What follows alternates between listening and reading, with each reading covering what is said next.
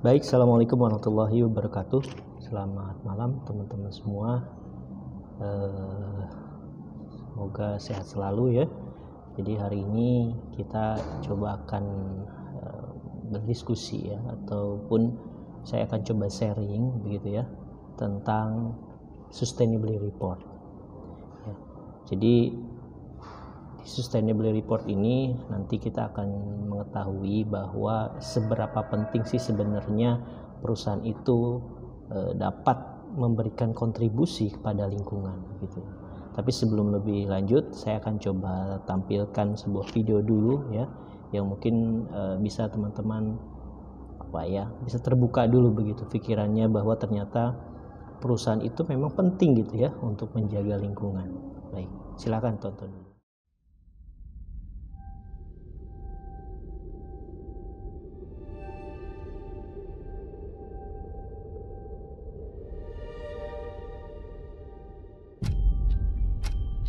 Right now, we're facing a man-made disaster of global scale, our greatest threat in thousands of years, climate change.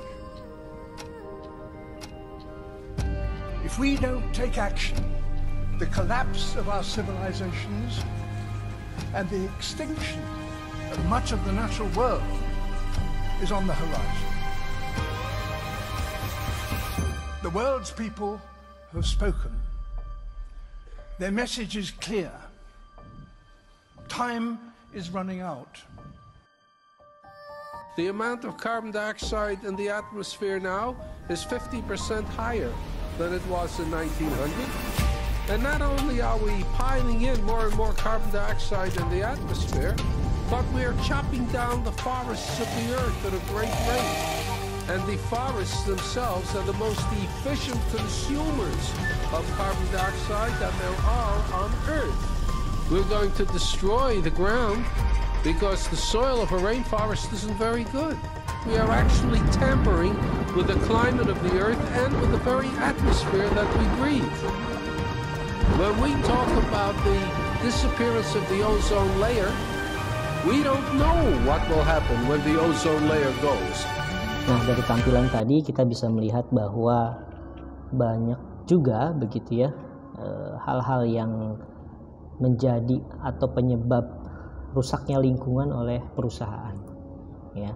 Makanya ternyata ini menjadi salah satu faktor keberlanjutan sebuah perusahaan ya. Jadi perusahaan ini perlu berlanjut usahanya ya, tidak hanya satu kali dua kali dia melakukan sebuah kegiatan bisnis, tapi harus berlanjut gitu. Makanya dibutuhkanlah namanya laporan begitu untuk mengetahui bahwa perusahaan tersebut itu sangat care gitu terhadap lingkungan. Ya, jadi ini akan coba saya sampaikan bahwa sustainability reporting itu adalah laporan keberlanjutan gitu ya, merupakan sebuah dokumen atau laporan yang menceritakan tentang kinerja dan kontribusi perusahaan terhadap ekonomi dan juga sosial dan tentu saja kelestarian lingkungan hidup. Nah, dan dari laporan ini perusahaan juga tidak hanya itu menceritakan apa sih sebenarnya yang mereka sudah lakukan. Misal mereka menjaga kelestarian lingkungan, kemudian mengolah limbah, atau bagaimana mereka memberdayakan masyarakat, ya. Tidak hanya itu gitu. Tapi di situ mereka diminta untuk menceritakan komitmennya gitu ya. Komitmen mereka ke depan, apa sih yang ingin mereka lakukan untuk membuat atau meningkatkan kelestarian lingkungan atau berkontribusi lebih positif ya dan signifikan terhadap ekonomi, sosial dan lingkungan. Nah, lalu kenapa sih ya perusahaan emiten ya atau perusahaan yang tercatat itu harus membuat laporan keberlanjutan? Jadi sebagaimana kita tahu bahwa di Indonesia itu punya aturan gitu ya, aturan yang dikeluarkan oleh OJK yaitu POJK 51 tahun 2017, di mana perusahaan itu wajib gitu ya, perusahaan tercatat itu wajib membuat laporan atau sustainability report ya, di mana di dalam aturan tersebut teman-teman bisa melihat bahwa apa saja sih sebenarnya yang harus disampaikan begitu ya. yang harus dilaporkan. Jadi mulai dari efisiensi atau limbah gitu ya, kemudian efisiensi energi ya, lalu tempat kerja lingkungannya yang sehat gitu. Nah, itu perlu dilaporkan dalam sustainability report sehingga nantinya bahwa pihak-pihak yang berkepentingan ini percaya gitu ya, percaya terhadap perusahaan tersebut ya. Jadi memang si sustainability report ini bukan hanya mematuhi regulasi saja ya. Jadi sustainability report ini merupakan bentuk komunikasi juga gitu ya. Bukan hanya seperti laporan keuangan saja yang perlu dilaporkan kepada pihak yang berkepentingan, tapi sustainability report pun ini merupakan pertanggungjawaban perusahaan terhadap mitra kerja atau pemangku kepentingan ya, seperti pemerintah, konsumen, investor ya, atau media ya, masyarakat umum. Itu semuanya ada dan dilaporkan di sustainability report ini ya. Makanya perusahaan bisa menceritakan upaya perbaikan apa sih yang sudah mereka lakukan dan bagaimana mereka sebagai perusahaan itu gitu dalam menjaga lingkungannya ya.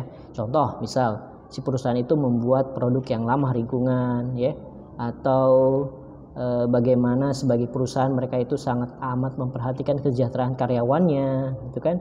Dengan adanya informasi seperti ini ya, maka para mitra pemangku kepentingan yang tadi itu akan memandang perusahaan ini lebih baik gitu citranya ya, akan semakin positif begitu. Artinya dia tidak hanya mementingkan bisnisnya saja, tapi dia mementingkan sosial ya, lingkungannya, dan tentu saja ini akan meningkatkan reputasi perusahaan di mata publik ya. Jadi ketika perusahaan membuat sustainability report ini tidak hanya sekedar kepatuhan saja atau patuh terhadap regulasi saja, tapi untuk membangun citra yang positif bagi perusahaan itu sendiri. Jadi menjadi suatu kewajiban bagi perusahaan gitu ya. Nah, mungkin beberapa rekan-rekan semua pernah mendengar gitu ya tentang GRI ya, GRI. Nah, dan apa sih hubungannya dengan sustainability report gitu kan? Jadi GRI ini adalah sebuah organisasi independen internasional yang dia itu memiliki dan menciptakan standar pelaporan keberlanjutan yang disebut sebagai GRI standar gitu. Jadi di sini tentunya masih merupakan salah satu standar pelaporan keberlanjutan yang paling banyak diadopsi di dunia ya. Nah, ada beberapa standar lain yang kita bisa lihat ya, bahwa di sini ada B Corp gitu ya. Kemudian ESRS, GRI, salah satunya di sini ada ISSB ya, TCFD, banyak sekali. Nah, salah satu yang banyak digunakan ini adalah standar GRI ya. Jadi standar GRI ini adalah rambu-rambu gitu ya, rambu-rambu cara melaporkan isu-isu sustainability reportnya. Kan ketika kita mau buat laporan, kita bingung nih apa sih sebenarnya yang mau dilaporkan gitu. Nah, jadi GRI ini adalah salah satu jawabannya, sehingga kita punya standar, punya rambu-rambu ya, di mana rambu-rambu ini, standar ini berlaku di dunia internasional gitu. Karena GRI ini rambu-rambu, jadi kita bisa mengikuti dalam membuat laporan atau membuat sustainability report itu ya. Nah, di Indonesia itu kan punya ya aturannya namanya POJK ya. Dan di dalam POJK itu sudah ada tuh isu-isu apa aja yang harus dilaporkan gitu ya. Nah, namun ya bagaimana cara melaporkannya itu ya sebenarnya dibebaskan saja gitu. Bebas perusahaan mau melaporkannya bagaimana gaya bahasanya, mungkinnya di situ dijelaskan, atau apa saja yang dilaporkan itu dibebaskan kepada perusahaan ya. Namun ya tentu saja perusahaan ini bisa membuat dengan standar apapun gitu ya, bebas gitu kan, dengan cara masing-masing. Tapi kalau kita bikin laporan ya, kita ingin bikin laporan kita kan tidak hanya cuman pengen berakhir atau sebagai kewajiban aja gitu, untuk memenuhi kewajiban aja gitu ya. Tapi laporan kita itu tentu saja ingin atau supaya bisa dikonsumsi oleh berbagai pihak gitu ya, berbagai pihak di luar sana ya. Nah, jadi semuanya bisa membaca laporan kita. Nah, makanya kita buat laporan ini dengan standar internasional supaya tidak hanya masyarakat Indonesia, tapi masyarakat dunia pun bisa baca laporan dari perusahaan kita gitu ya. Nah, artinya perusahaan itu sudah patuh dengan standar yang ada. Nah, di sini ada juga standar beberapa standar GRI ya. GRI atau GRI itu dikategorikan ke dalam sebuah modul gitu ya. Ada seri 100, di mana seri 100 ini adalah seri standar yang universal. Ya, jadi dapat diterapkan di semua bisnis. Di mana standar GRI 101 itu berbicara tentang landasan. Kemudian standar GRI 102 itu tentang pengungkapan umum. 103 itu tentang pendekatan manajemen. Nah, kemudian ada juga nih standar topik yang bisa kita bahas, di mana di standar GRI 200 itu berbicara tentang topik ekonomi. Jadi perusahaan itu menjelaskan, melaporkan tentang topik ekonomi dan dampaknya terhadap dampaknya terhadap perekonomian itu seperti apa sih gitu. Kemudian ada GRI 300. Nah, ini dia berbicara tentang topik lingkungan hidup. Lalu ada juga GRI 400, ini berbicara tentang topik sosial gitu ya. Nah, kalau teman-teman pengen lihat ini ada sebenarnya websitenya, kita bisa melihat websitenya ya. Nah, websitenya ini dia di situ ada banyak sekali gitu ya, ada banyak standar-standar ya, ada sesuai dengan topiknya gitu ya. Ada GRI 101, 204, 205 gitu. Kemudian 410. Nah, ini semuanya ada nih. Jadi di situ di rambu-rambu itu bisa kita ungkapkan gitu. Ya. Ada limbah, kepegawaian juga dijelaskan di situ, kemudian pekerja anak ya. Kemudian praktek keamanan dan banyak sekali. Nanti akan teman-teman bisa melihat itu gitu ya. Baik. Nah, di sini ya, di sini akan coba saya tampilkan salah satu laporan keberlanjutan dari PT Wika. Kita bisa lihat langsung di indeksnya. Tuh, biasanya ada di terakhir ya. Nah, ini lihat nih. Indeks isi standar GRI dan referensi POJK nomor 51 dan POJK 3 2017. Nah, di sini ada GRI 102, itu tentang pengungkapan umum. Ya. Di mana di sini dia berbicara tentang organisasinya ya. Kemudian lokasi kantor pusatnya ya. Halamannya mana? Nah, ini halamannya. Kita bisa lihat, kita bisa cari ya. Kita lihat misal halaman 40 ya. Halaman 40 dia berbicara tentang perusahaannya ya, karena di standar itu dia berbicara tentang umum ya, tentang perusahaannya gitu secara umum. Nah, kemudian di standar GRI yang misal di standar GRI tentang, ini ada tentang, sebentar ya, ada lagi. Nah, ini dia GRI 103 ya, pendekatan manajemen ya. Jadi pendekatan manajemen dia menjelaskan tentang penjelasan topik materi dan batasannya ya, teman-teman bisa baca gitu. Nah, kemudian ada GRI 403 tentang kesehatan dan keselamatan kerja gitu. Ada GRI 403 ini di situ macam-macam ya, ada 403.1, 403.2 gitu ya. Nah, ini macam-macam. Nah, coba kita akan lihat GRI 401 di halaman 109 atau 108. Oke, kita baca ya.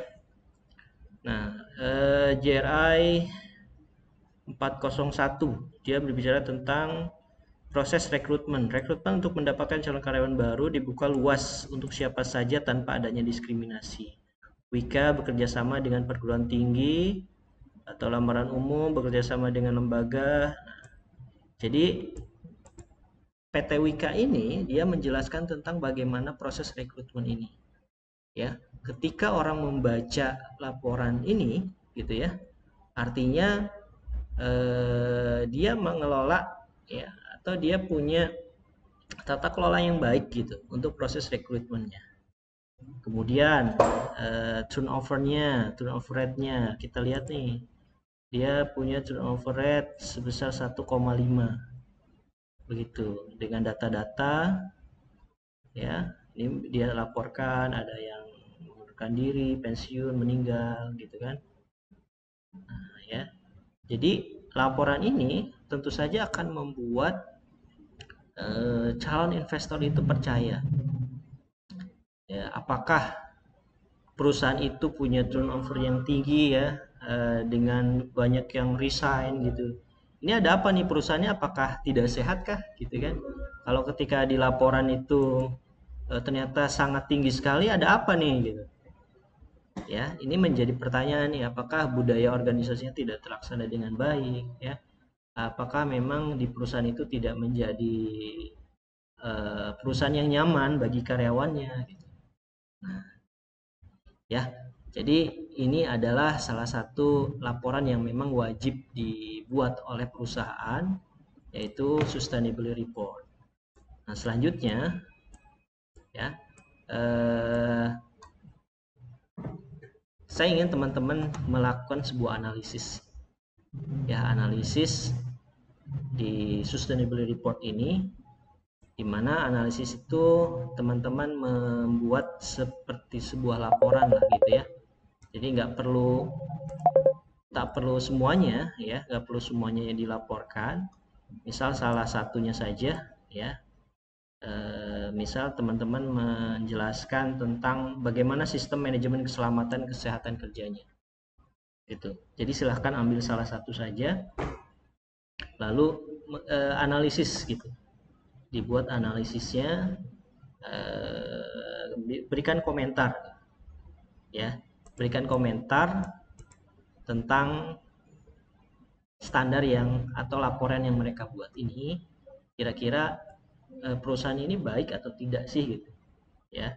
Kemudian berbicara tentang keselamatan kerja, misalnya kecelakaan kerja, ada apa ketika misal teman-teman membaca laporannya, silahkan komentar kira-kira pendapat teman-teman tentang laporannya seperti apa, ya, tentang bagaimana penerapan keselamatan kerjanya. Silahkan komentari, ya, laporan yang sudah mereka buat silahkan copy paste dulu, baru nanti komentarnya di bawahnya, ya.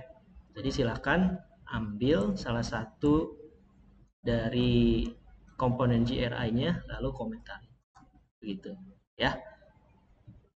Baik, mungkin itu aja sekilas ya tentang GRI, karena nanti untuk UAS, ya, saya akan coba berikan